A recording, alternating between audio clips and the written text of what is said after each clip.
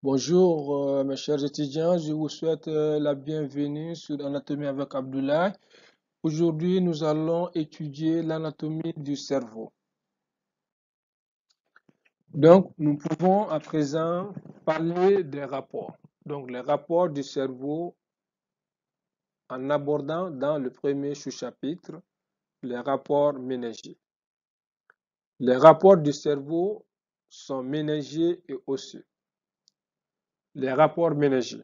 Donc, les rapports méningés du cerveau se font de dehors en dedans avec la dure mère, l'arachnoïde et la pimère. La dure mère est adhérente à l'os. La dure mère est adhérente à l'os. Elle est décollable au niveau frontotemporal. Elle est compartimentée par deux cloisons, la tente du cervelet et la faue du cerveau. Donc ici, nous avons une coupe qui nous montre la dure mère. Donc voici la dure mère. Donc la dure mère qui est là, qui enveloppe le cerveau.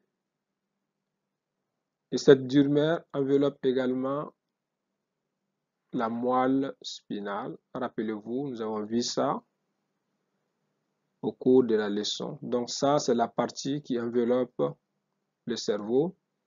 Et là, vous avez la partie durmérienne qui enveloppe la moelle spinale. Donc nous avons parlé de long en large de la dure mère au niveau de la moelle spinale. La dure mère constitue une méninge qui est épaisse, elle est blanchâtre et elle est résistante. Elle fait environ 1 mm.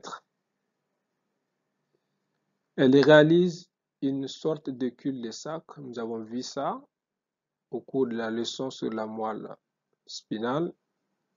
Une sorte de cul-de-sac qui va loger l'encéphale et la moelle spinale. La dure mère au niveau du crâne est adhérente à l'os. Elle est vascularisée par les artères méningées. Donc cela explique souvent le cas, une pathologie qui est l'hématome extradural en cas de rupture de ces artères méningées au cours d'un accident. Donc ici, nous avons une vue supérieure de la dure mère intracrânienne. Donc la dure mère intracrânienne, comme je l'ai dit tantôt, va compartimenter la boîte crânienne par deux cloisons. Par deux cloisons. Ces deux cloisons sont la tente du cervelet, donc la tente du cervelet que vous voyez ici,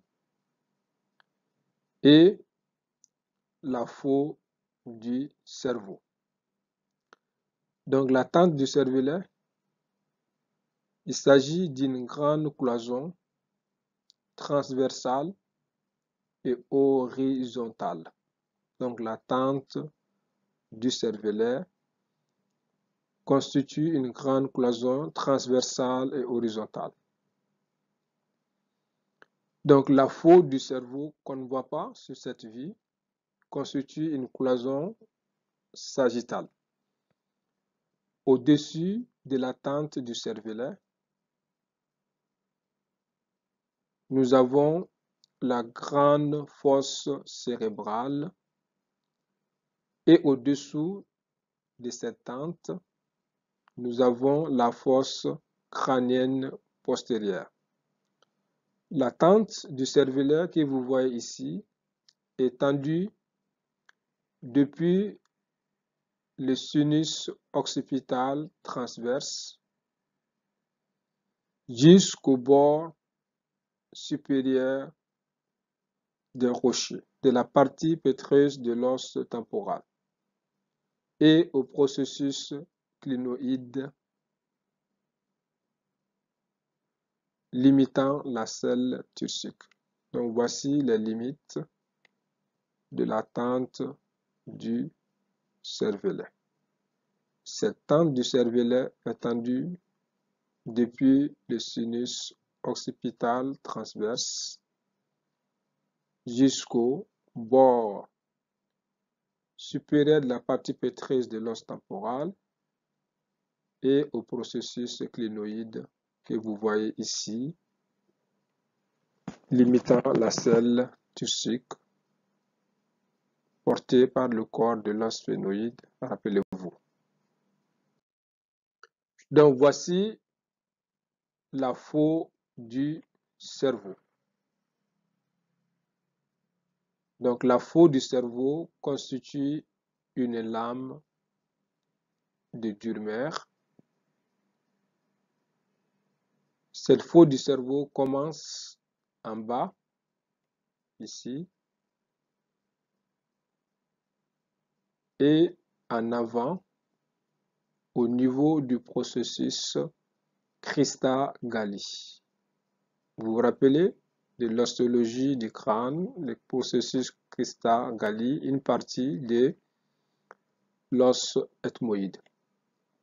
Donc la faune du cerveau est une lame de Durmer qui commence depuis en bas et en avant au niveau du processus Christa-Galli de l'ethmoïde. Elle est située sous le sinus sagittal, donc le sinus sagittal.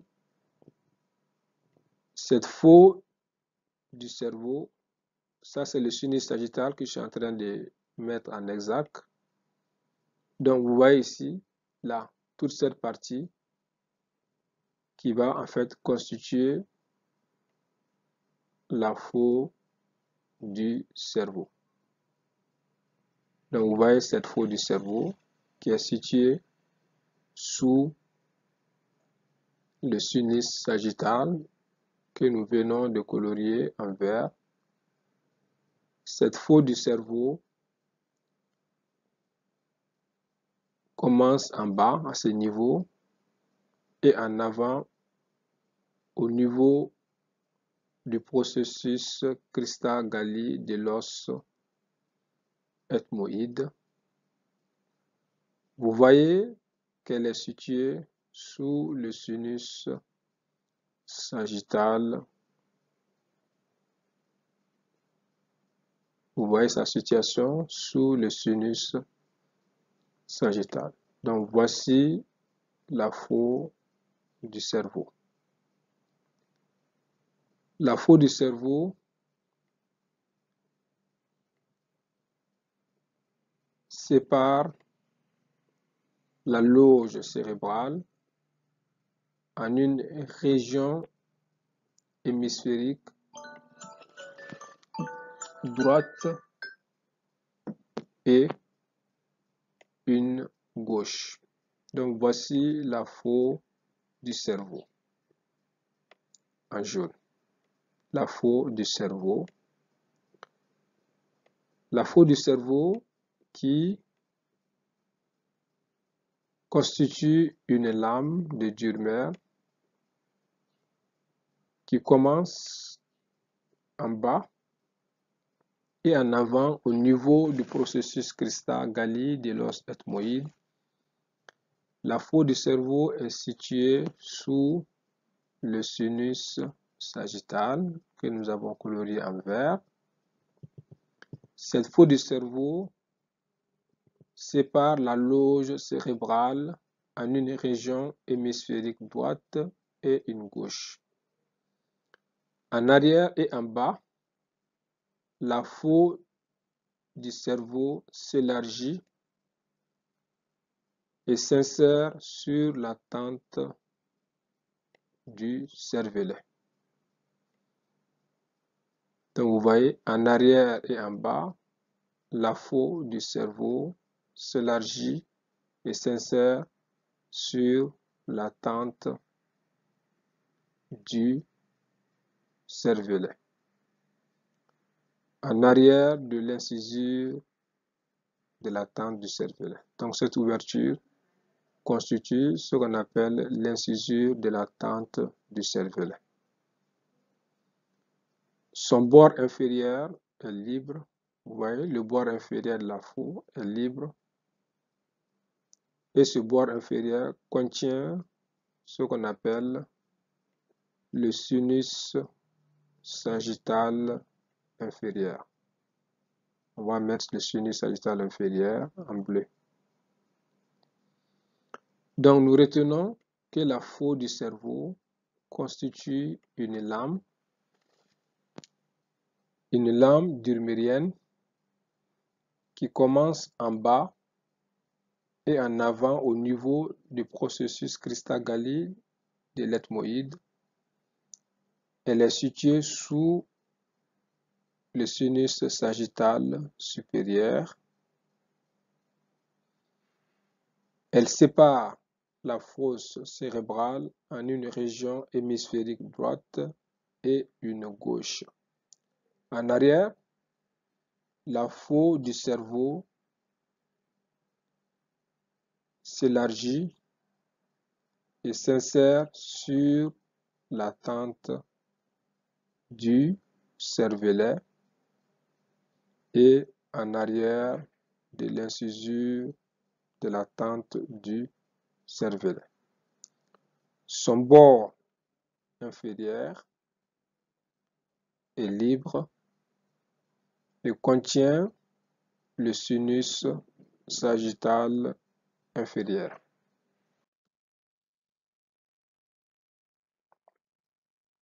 Ici, nous avons une coupe frontale qui montre les rapports de l'hypophyse que nous avons vu là. Donc vous voyez ici les citernes de la région optochiasmatique là. Là, vous voyez l'attente de l'hypophyse, l'attente de l'hypophyse. Et là, nous avons ici une loge qu'on appelle la loge latérostellaire. Dans cette loge latérostellaire, nous avons une artère importante qui est l'artère carotide interne. Et là, en bas, il s'agit de l'os sphénoïde que vous connaissez très bien. Donc, le deuxième rapport méningier se fait avec la pymère. Donc, vous voyez ici la pymère. La pymère est une méninge molle. La pymère est très fine. Vous voyez, la pymère adhère fortement au système nerveux central, c'est-à-dire au névrax, et plus précisément ici au cerveau. Ce n'est pas que le cerveau seul, la pymère adhère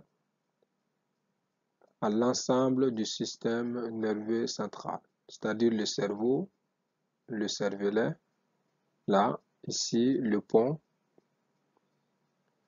C'est une méninge molle qui adhère fortement aux structures du système nerveux central.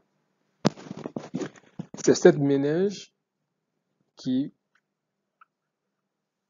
en fait, c'est cette méninge qui plaque les vaisseaux sur le cerveau. Cette méninge forme avec le revêtement épendymère par endroits ce qu'on appelle les toiles choroïdiennes et les plexus choroïdes.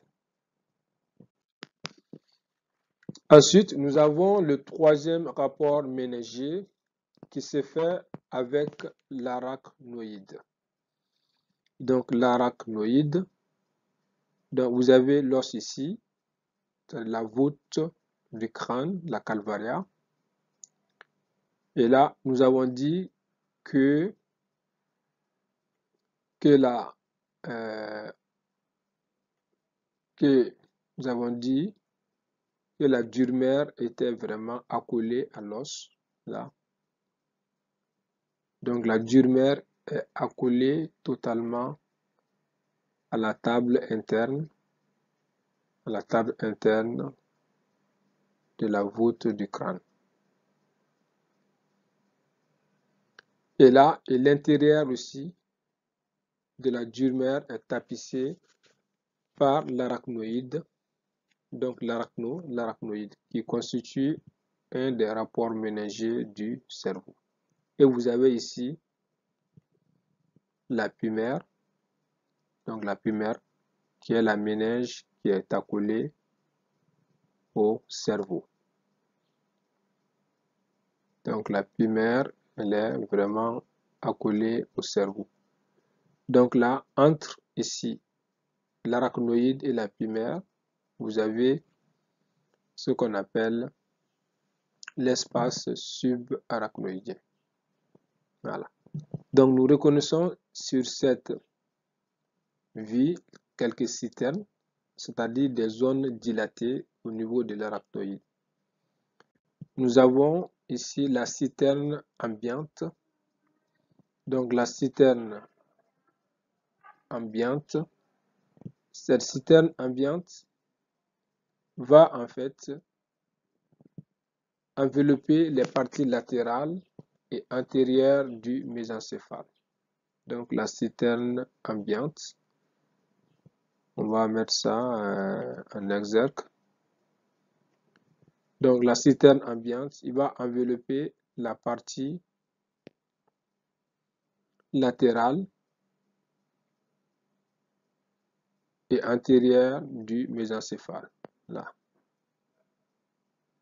Ensuite, nous avons la citerne magna. La citerne magna. Donc cette citerne magna est à ce niveau. Elle constitue en fait ce qu'on appelle la grande citerne cérébelleuse et elle se situe entre le cervelet, que vous voyez ici, et la moelle allongée. Cette citerne contient l'artère vertébrale et l'origine de l'artère cérébelleuse inféro-antérieure, PICA, les nerfs crâniens 9, 10, 11 et 12. C'est une citerne qui est très importante.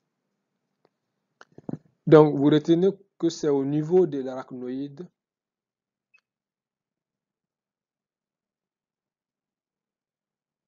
que se forment ce qu'on appelle les granulations arachnoïdiennes.